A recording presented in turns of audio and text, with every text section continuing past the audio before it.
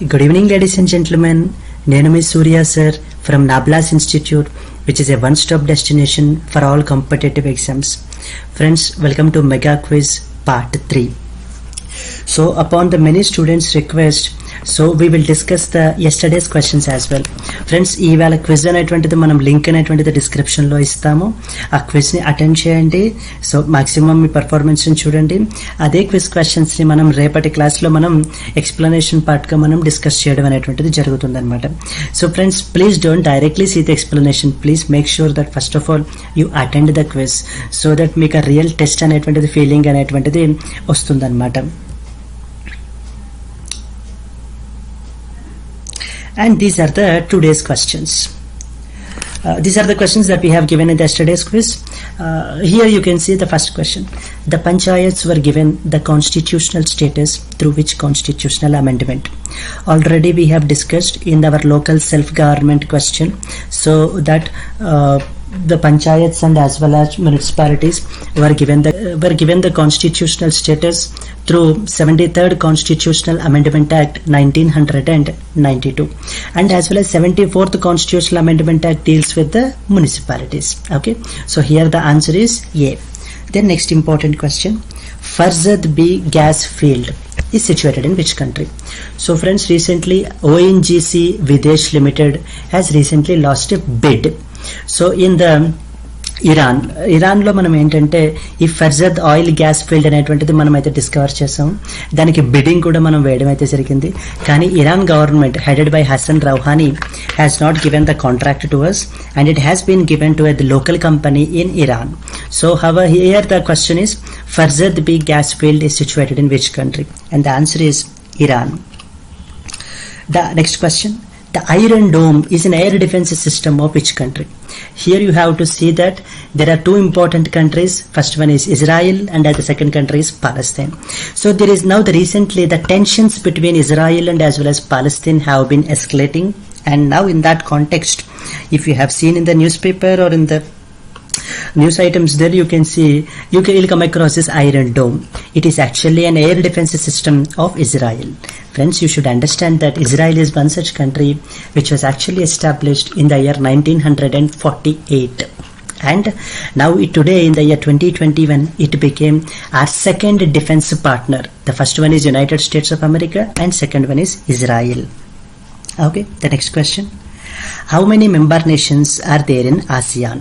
Friends, ASEAN means association of south east Asian nations. అంటే మన south east ఏషియాలో ఉన్నటువంటి member nations అన్నీ కూడా కలిపి ఒక గ్రూప్గా ఫామ్ అయ్యాయి అనమాట. దాన్నే వాళ్ళు పెట్టుకున్న పేరు ఏంటంటే ఆసియాన్. ఆసియాన్ అంటే association of south east Asian nations. So ఎప్పుడు క్రియేట్ అయింది? 1967లో క్రియేట్ అయింది. ఏ డిక్లరేషన్ ద్వారా క్రియేట్ అయింది? బ్యాంకాక్ డిక్లరేషన్ ద్వారా క్రియేట్ అయింది. అంటే ఇలా అడుగుతారు ఫ్రెండ్స్, ఆసియాన్ అనేది ఎప్పుడు క్రియేట్ అయింది, ఏ డిక్లరేషన్ ద్వారా క్రియేట్ అయింది. నెక్స్ట్ క్వశ్చన్ వచ్చేసి ఇక్కడ మనం అడిగినట్టుగా ఎంతమంది మెంబర్ నేషన్స్ ఉంటారు? ఆసియాన్లో you should understand there are 10 member nations. Okay, on the other day we discussed about BIMSTEC. BIMSTEC లో ఎంతమంది మెంబర్ నేషన్స్ ఉంటారు అని చెప్పేసి మనం అడిగాము. BIMSTEC లో 7 member nations ఉంటారు. ఇప్పుడున్న ఆసియాన్లో 10 member nations ఉంటారు. Then next, South Asia economic focus report is published. రీసెంట్గా మనకి ద వరల్డ్ బ్యాంక్ ఈ ఇంపార్టెంట్ రిపోర్ట్ని పబ్లిష్ చేసిందనమాట. ఈ రిపోర్ట్ ప్రకారంగా వరల్డ్ బ్యాంక్ ఏం చెప్పిందంటే మన యొక్క ఇండియా యొక్క జీడిపి గ్రోత్ రేట్ అనేటువంటిది 7.5% నుంచి 12.5% మధ్యలో ఉంటుంది అని చెప్పేసి చెప్పిందనమాట. సో అయితే ఇప్పుడు South Asia economic focus report ఎవరు పబ్లిష్ చేశారు అని మనకి క్వశ్చన్స్లో అడుగుతూ ఉంటారు, ఎగ్జామ్స్లో అడుగుతూ ఉంటారు. So it is the world Bank is the answer. అయితే వరల్డ్ బ్యాంక్ మనకి ఇంకా అదర్ ఇంపార్టెంట్ రిపోర్ట్స్ని కూడా పబ్లిష్ చేస్తుందన్నమాట. అయితే ఏవేన్ రిపోర్ట్స్ని వరల్డ్ బ్యాంక్ పబ్లిష్ చేస్తుంది అని అడుగుతూ ఉంటారు.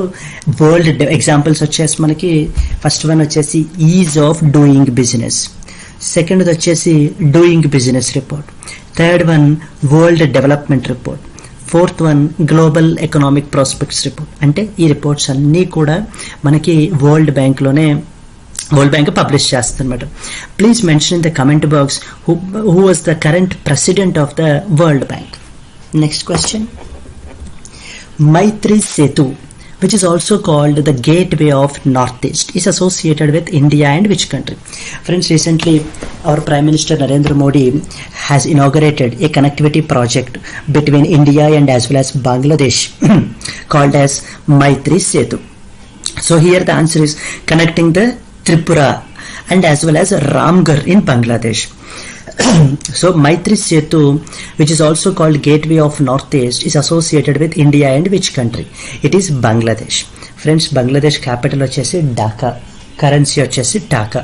బంగ్లాదేశ్ ఒక ప్రైమ్ మినిస్టర్ వచ్చేసి షేక్ హసీనా. అయితే బంగ్లాదేశ్ అనేటువంటిది మరో విషయానికి కూడా న్యూస్లో ఉందన్నమాట. ఏంటంటే బంగ్లాదేశ్ యొక్క ఫస్ట్ ప్రైమ్ మినిస్టర్ వచ్చేసి Mujibur Rahman. Current prime minister గుర్తుపెట్టుకోవడమే కష్టం, మళ్ళీ ఫస్ట్ ప్రైమ్ మినిస్టర్ ఎందుకు? ఎందుకంటే రీసెంట్గా గాంధీ పీస్ ప్రైజ్ అనేటువంటిది మనం ఇచ్చామన్నమాట. గాంధీ పీస్ ప్రైజ్ అనేటువంటిది the first prime minister of Bangladesh Mujibur రెహమాన్కి మనం ఇవ్వడం అయితే జరిగింది. ఫ్రెండ్స్, ఇక్కడ కన్ఫ్యూజ్ చేస్తారు. Gandhi peace prize 2020 was given to who of the following? Sheikh Hasina అంటే ఇప్పుడున్న ప్రైమ్ మినిస్టర్ పేరు ఇస్తారు. నెక్స్ట్ ఆప్షన్లో ముజిబుర్ రెహమాన్ అనేటువంటిది కూడా ఇస్తూ ఉంటారు అనమాట. Sheikh Mujibur Rahman. So you should understand Sheikh Mujibur Rahman, first Prime Minister of Bangladesh. He has been given this particular important prize called as Gandhi Peace Prize 2021. Gandhi Peace Prize యొక్క మనం cash prize అక్కడ award చేసేటువంటిది ఎంత అంటే 1 crore rupees అనమాట. ఇక్కడ ఇంక ఈ క్వశ్చన్కి వస్తే కనుక Maitri Setu which is a connectivity project which is also called as gateway of north east. ఏ కంట్రీస్కి మధ్య అసోసియేటెడ్ అని అడుగుతూ ఉంటారు? India and as well as Bangladesh. మీరు ఈజీగా చెప్పచ్చు. Next, the appointment of Chief Justice of India was mentioned in which part of the Constitution?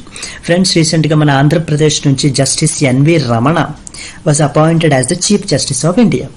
So thereby you have to know about ఏ ఆర్టికల్స్లో మనకి ఇక్కడ విచ్ పార్ట్ అని అడిగారో తప్పండి, విచ్ ఆర్టికల్, ఏ ఆర్టికల్లో మనకి ఈ యొక్క చీఫ్ జస్టిస్ ఆఫ్ ఇండియా గురించి mention చేస్తారో అని అడుగుతూ ఉంటారనమాట.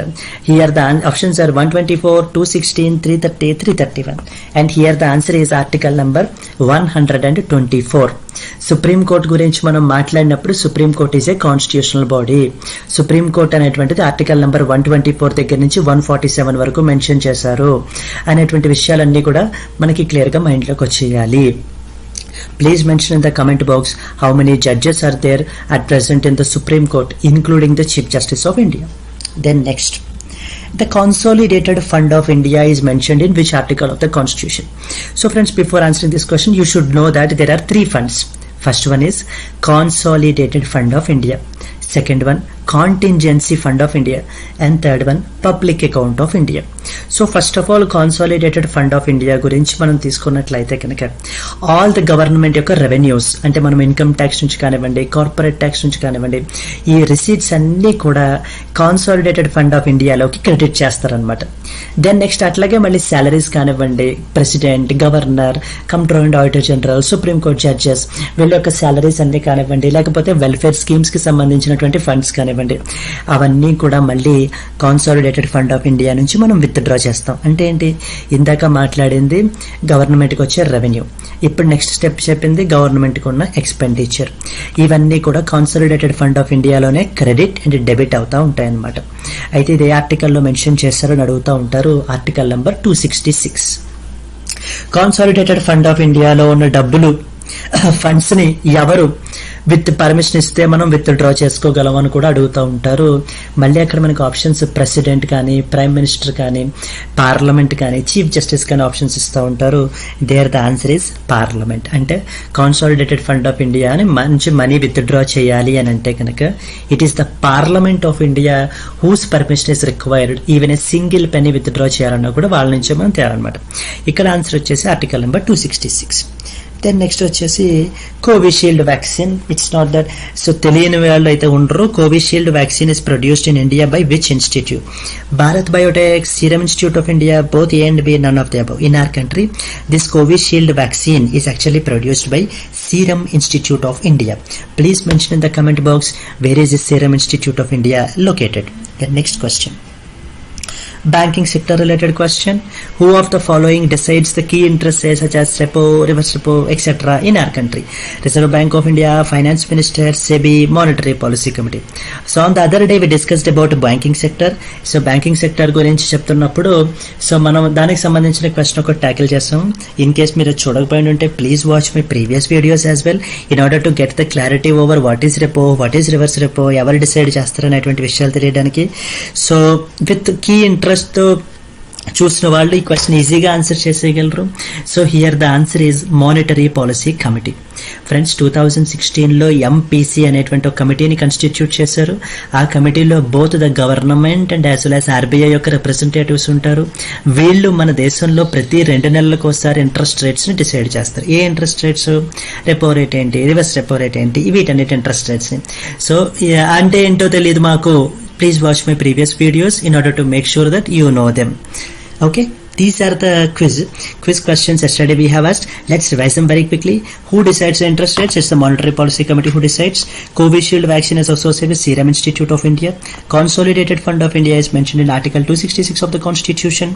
And the appointment of Chief Justice of India is mentioned in which part? Article 124. Maitri Setu is a connectivity project between India and Bangladesh. South Asia Economic Focus Report is World Bank. And member nations in ASEAN are 10 member nations. And Iron Dome is an air defense system of India, of Israel. And Farzad gas field is associated with Iran. And the panchayats were given the constitutional status through 73rd Constitutional Amendment Act 1992. So friends, these are the yesterday's quiz questions. So I will post the link of the today's questions as well. Please make sure that you attend the quiz and be ready with the explanation tomorrow. As far as today's high priority questions are concerned, let's discuss them now.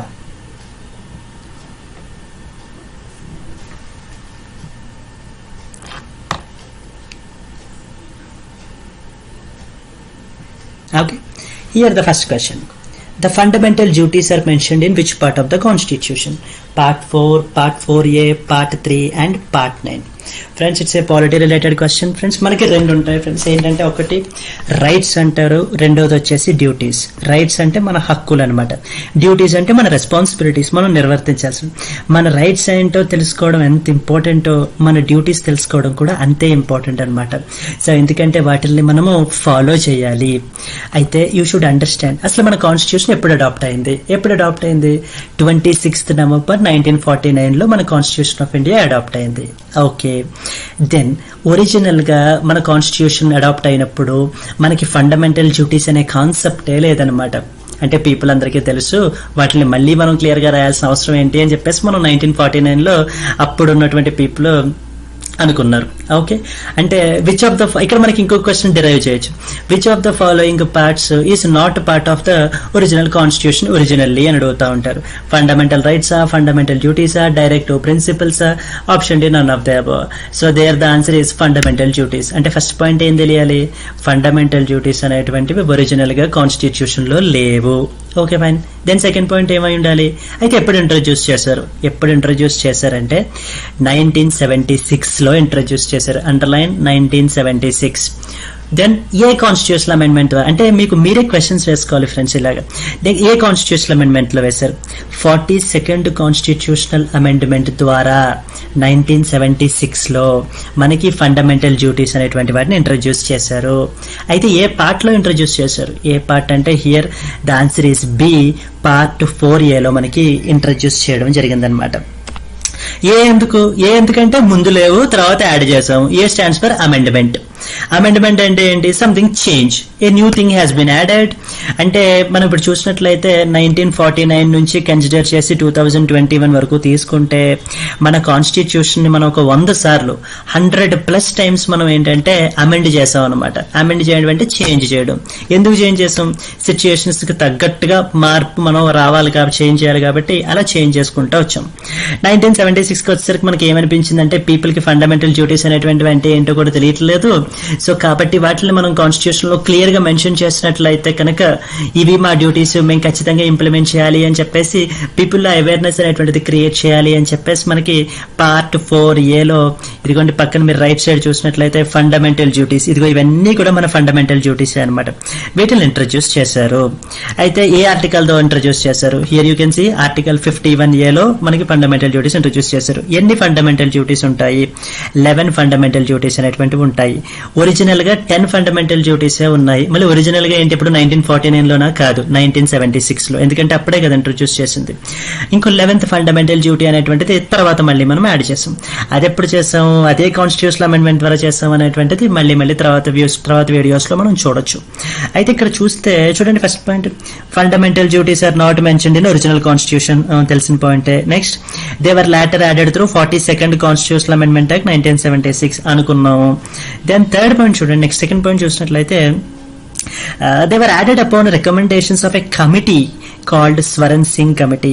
Friends, చూసి వదిలేయటం వల్ల ఎటువంటి ఉపయోగం ఉండదన్నమాట. మనకు ఊరికే time waste. దాని బదులు ఏమైనా ఎంటర్టైన్మెంట్ చూడొచ్చు. కానీ మనం ఇవి చూసామంటే ఖచ్చితంగా మనకు వచ్చేయాలి, ఎందుకంటే మన టైంని మనం స్పెండ్ చేసాం కదా. సో ఆబ్వియస్ గా మనం ఈ మీ యొక్క బుక్స్ లో మీరు రాసుకున్నట్లయితే మీకు చాలా ఉపయోగపడతాయి. అండ్ మనం ఇన్వెస్ట్ చేసిన టైం కి రిటర్న్స్ కూడా అలాగే ఉంటాయి అనమాట. ఓకే, గెటింగ్ బ్యాక్ అగైన్, ఏ కమిటీ ద్వారా రికమెండ్ చేశారు? స్వరణ్ సింగ్ కమిటీ అనేటువంటి కమిటీ ద్వారా. వాళ్ళు ఏంటంటే, కమిటీ ఏంటంటే, సో ప్రజలకు తెలియట్లేదు కాబట్టి ఫండమెంటల్ డ్యూటీస్ అనేటువంటిది మనం కాన్స్టిట్యూషన్ లో యాడ్ చేయాలి అని చెప్పి రికమెండ్ చేసింది అనమాట. ఇమీడియట్ గా పార్లమెంట్ ఏం చేసింది? 42nd కాన్స్టిట్యూషన్ అమెండ్మెంట్ యాక్ట్ ద్వారా 1976లో ఇదిగో ఈ పక్కన ఉన్న ఫండమెంటల్ డ్యూటీస్ అన్నిటినీ కూడా మనకి ఇంట్రడ్యూస్ చేసింది. Okay, then going to next question. Which of the following parts of our constitution are legally enforceable? Preamble, fundamental rights, fundamental duties, and directive principles of state policy. Friends, it's a difficult question, in fact a technical question. ఇది normal clerical level exams లో అయితే అడగరండి. UPSC standard గానే exams రాసే వాళ్ళకి మాత్రం ఇది very basic question అనమాట. ఆ విషయం మనకి తెలియాలి ఇక్కడ. ఓకే, ఈవెన్ ఇప్పుడు డిఫికల్ట్ అయినా అర్థం కాకపోయినా కూడా don't worry, in the coming videos on polity we will discuss this concept. అయితే ఇక్కడ ఒకటి గుర్తుపెట్టుకోండి, లీగల్లీ ఎన్ఫోర్సబుల్ అంటే లీగల్లీ నాట్ ఇంప్లిమెంటబుల్, అంటే వైలేట్ అయినా కూడా అవి మనం ఇంప్లిమెంట్ చేయలేమన్నమాట. ఓకేనా, ఏవి ఇంప్లిమెంట్ చేయగలం లీగల్లీ ఎన్ఫోర్సబుల్ మీన్స్. ఓకే, ఇక్కడ క్వశ్చన్ కూడా అదే అడిగారు కదా, which of the following parts of our constitution are legally enforceable, అంటే అవి వైలేట్ అయితే కనుక మనం కోర్ట్స్ అనేటికి అప్రోచ్ అయితే వాళ్ళు ఇంప్లిమెంట్ చేస్తారు అనేటువంటిది ఇదని అడుగుతున్నారు. ప్రియాంబులా, ఫండమెంటల్ రైట్సా, ఫండమెంటల్ డ్యూటీసా, directive principles of state policy? ఇక్కడ ఆన్సర్ వచ్చేసి ఫండమెంటల్ రైట్స్. ఫండమెంటల్ రైట్స్ ఏంటి, ఏమేమి ఉన్నాయి ఆల్రెడీ మనం అనుకున్నాం. బట్ స్టిల్ ఇక్కడ ఇదిగోండి రైట్ సైడ్ చూసినట్లయితే ఇవే ఫండమెంటల్ రైట్స్. మనకి 6 ఫండమెంటల్ రైట్స్ ఉంటాయి. ఒరిజినల్ గా 7 ఉండేవి. రైట్ టు ప్రాపర్టీని మనం తీసేసాము, మళ్ళీ 300A యాడ్ చేసాము. ఇదిగోండి 6 ఫండమెంటల్ రైట్స్ ఏమేంటి? Right to equality, right to freedom, right against exploitation, right to freedom of religion, cultural and educational rights, right to constitutional remedies. ఇవన్నీ కూడా మనకు ఉన్నటువంటి ఫండమెంటల్ రైట్స్ అనమాట. ఏంటి వైలేట్ అవ్వడం ఏంటి, కోర్టుకు అప్రోచ్ అవ్వడం ఏంటి, లీగల్ ఎన్ఫోర్సబుల్ ఏంటి అనేటువంటివన్నీ కూడా మనం don't worry we will discuss in the polity section లో. మనం ఇంకా కాన్సెప్ట్స్ డిస్కస్ చేసేటప్పుడు నేను అక్కడ క్లియర్ గా చెప్తాను. బట్ మీరు లైక్ చేసినట్లయితేనే, ఎందుకంటే మీరు చూస్తున్నారు, మీకు ఇంట్రెస్ట్ ఉంది, మీకు అర్థం అవుతుంది అని చెప్పినప్పుడే మనం ప్రొసీడ్ అవుతాం ముందుకి. అయితే ఇంకా the other parts, preamble, directive principles అనేటువంటివి not legally enforceable. Next question, international relations question. Who of the following is the president of Egypt? Egypt గురించి ఏంటి? ఈజిప్ట్ గురించి ఆల్రెడీ మనం సూయేజ్ కెనాల్ అని చెప్పి చదివేసాము. సూయేజ్ కెనాల్ లో ఎవర్ గ్రీన్ అంటే ఏమిటో, ఎవర్ గివెన్ ఏంటో, రెండింటికి డిఫరెన్స్ ఏంటో చూసేసాము. ఫ్రెండ్స్, తెలియకపోతే కనుక మాత్రం పాత వీడియోస్ ని చూడండి. సో మీకు అది చాలా బెనిఫిట్ అవుతుంది, చాలా విషయాలు మీరు నేర్చుకుంటారు. జీకే క్వశ్చన్స్ అనేటువంటివి మీరు చాలా ఈజీగా ఆన్సర్ చేసేయగలరు. సో ఇక్కడ క్వశ్చన్కి వస్తే కనుక, మరి ఈజిప్ట్ గురించి అక్కడ న్యూస్ లో ఉంది కాబట్టి మనం తెలుసుకోవాలి. Who of the following is the president of Egypt? Abdul Fattah al Sisi, Sanna Marin, హితిన్ Kia, Ashraf గని. మనకు ఆన్సర్ తెలియకపోతే 4 ఆప్షన్లు ఒకేలా ఉంటాయి. ఇక్కడ ఆన్సర్ వచ్చేసి అబ్దుల్ ఫతాహ్ అల్ సిసి. ఇదిగోండి ఇతనే అబ్దుల్ ఫతహ్ అల్ సిసి అంటే he is the president of Egypt. ఈ ఎవరికి ఇవ్వను ఈ స్వేజ్ కెనాల్ క్రైసిస్ గురించి మనం మొన్న డిస్కస్ చేసినప్పుడు మనం డిస్కస్ చేసాం ఆల్రెడీ. ఓకేనా? సో ఇక్కడ మిగతా ఆప్షన్స్ వచ్చి ఎవరెవరు అంటే Sanna Marin first personality, he is the prime minister of Finland. Next వచ్చేసి Htin Kyaw president of Myanmar. I believe మీకు మయన్మార్ ఇప్పటికే కంప్లీట్ గా తెలిసి ఉండాలి, ఎందుకంటే పాత వీడియోస్ చూస్తున్న వాళ్ళకి ఈజీగా ఆన్సర్ చేస్తారు. మయన్మార్ లో మిలిటరీ కంట్రోల్ వచ్చిందని, సివిలియన్ గవర్నమెంట్ ని డీటైన్ చేశారని, మిలిటరీ టేక్ ఓవర్ చేసుకుందని, ఆ విషయాలని చాలా సరదాగా మనం చెప్పేసేయచ్చు అనమాట. అలాంటి వాళ్ళు ఈజీగా చెప్పేస్తారు, చూసిన వాళ్ళు తెలుసున్న వాళ్ళు కూడా. థర్డ్ వచ్చేసి అష్రఫ్ ఘనీ president of Afghanistan. Okay, next question. Heart of Asia Istanbul process is a regional conference which recently took place in which country? Is associated with which country? A. Iran, B. Afghanistan, C. Syria, D. Libya. Friends, ఈ 4 countries లో కూడా news లో ఉన్నవే, అవి ఎప్పుడు news లో ఉంటూనే ఉంటాయి. ఎందుకంటే ఇక్కడ ఈ 4 దేశాల్లో ఇన్స్టెబిలిటీ అనేటువంటిది చాలా ఎక్కువ ఉందన్నమాట. ఓకేనా? అయితే కాన్ఫరెన్స్ దేనికి సంబంధించిందని అడుగుతూ ఉంటారు. Here the answer is Afghanistan. Friends, Afghanistan అనేటువంటిది చాలా ఇన్స్టేబుల్ గా ఉంది. ఇక్కడ ఏంటంటే మేజర్ ఆ ఇన్స్టేబిలిటీని క్రియేట్ చేసేది ఎవరు అంటే తాలిబాన్ గ్రూప్ అని చెప్పేసి మనకి ఈ ఆఫ్ఘనిస్తాన్ లో ఉందన్నమాట. వాళ్ళు ఏం చేస్తున్నారు, ఈ ఆఫ్ఘనిస్తాన్ పీపుల్ కి డెవలప్మెంట్ అంటే ఏంటో తెలియకుండా చేసేస్తున్నారు అనమాట. అందుకని ప్రపంచంలో ఉన్న దేశాలన్నీ కూడా కలిసి ఏం చేస్తున్నాయంటే ఈ ఆఫ్ఘనిస్తాన్ లో పీస్ అనేటువంటిది చాలా ఇంపార్టెంట్. ఆ దేశాలన్నింటిలో కూడా ఫస్ట్ నుంచి ఉన్నది ఎవరంటే మన దేశం ఇండియా. సో మనం ఫస్ట్ నుంచి మనం ఏంటంటే ఆఫ్ఘనిస్తాన్ లో పీస్ అనేటువంటిది చాలా ఇంపార్టెంట్ అని మన వంతు ప్రయత్నం మనం చేస్తా ఉన్నాం. అయితే ఆ పీస్ ని తీసుకురావడానికి ఒక ఇంపార్టెంట్ కాన్ఫరెన్స్ అయితే జరుగుతూ ఉంది 2011 నుంచి. అది heart of Asia Istanbul process అని చెప్పి దాని పేరు. ఫ్రెండ్స్, ఇక్కడ యూపీఎస్సీ రిలేటెడ్ క్వశ్చన్స్ లో ఇలాంటివి చాలా గట్టిగా అడుగుతారండి. ఎందుకంటే heart of Asia Istanbul process అన్న పేరులో ఎక్కడా కూడా మనకి అది ఆఫ్ఘనిస్తాన్ కి సంబంధించింది అన్న విషయం కనిపించట్లేదు. తెలివైన వాళ్ళు చూడండి, ఇస్తాన్బుల్ అంటే టర్కీకి సంబంధించింది. సో ఆప్షన్స్ లో టర్కీ కూడా ఇస్తారు, టర్కీ ఆన్సర్ చేస్తారు. ఇంత ఈజీగా అడుగుతారు ఏంటని. బట్ టర్కీకి సంబంధించింది కాదది, ఆఫ్ఘనిస్తాన్ కి సంబంధించింది. So you can read here. It is a bilateral conference which was initiated by government of Turkey and government of Afghanistan in 2011.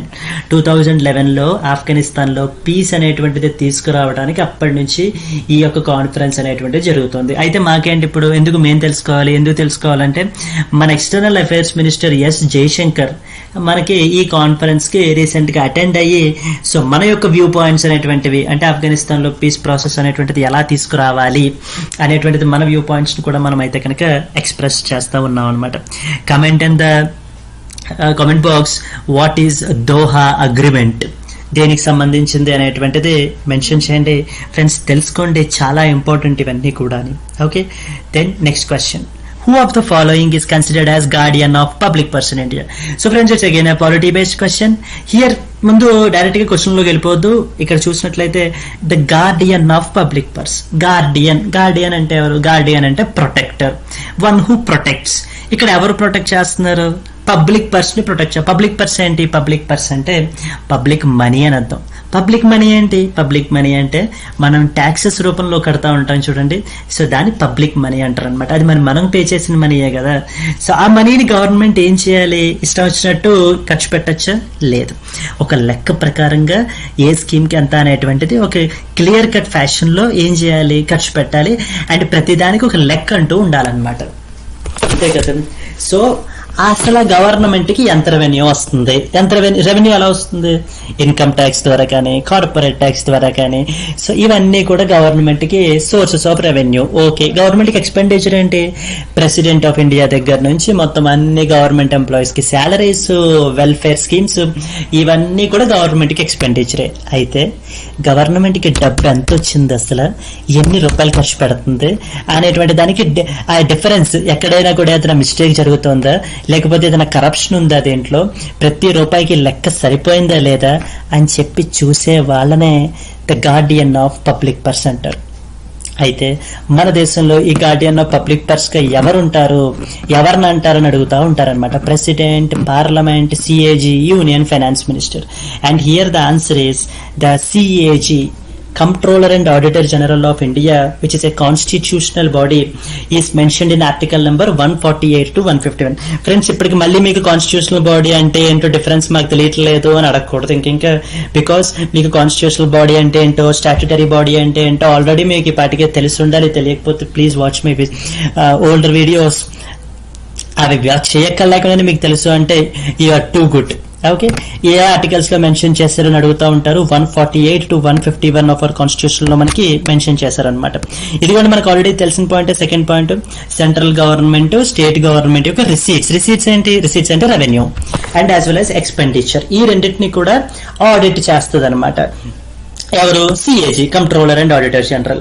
Then the third point చూడండి, ఇట్ విల్ సబ్మిట్ అంటే ఆడిట్ చేస్తుంది. Audit చేసి ఒక report తయారు చేస్తుంది. ఆ రిపోర్ట్ని ఏం చేయాలంటే అది సెంట్రల్ గవర్నమెంట్ అకౌంట్స్ కి సంబంధించిన రిపోర్ట్ అయితే ప్రెసిడెంట్ కి సబ్మిట్ చేయాలి.